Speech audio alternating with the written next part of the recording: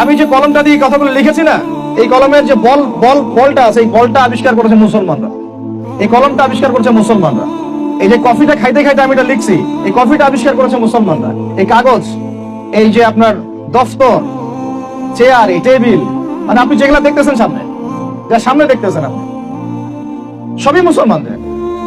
Camera, আলোর প্রতিচ্ছবি, রক্ত সংবহন যন্ত্র, আপনার কেমিস্ট্রি, আপনার জ্যোতির্বিদ্যা, আপনার কি বলবো ফিলোসফি, এটা নিয়ে আরেকটা লেকচার দেওয়া যাবে ইনশাআল্লাহ, আরেকদিন দিব এটা দিয়ে। আপনার বল পেন থেকে শুরু করে রাষ্ট্র ব্যবস্থার সংবিধান পর্যন্ত এভরিথিং মুসলমানরা করে দিয়েছে। এভরিথিং, একটা সেক্টরও বাদ নাই, একটা সেক্টরও বাদ নাই। এটা গড়েছিল কারা?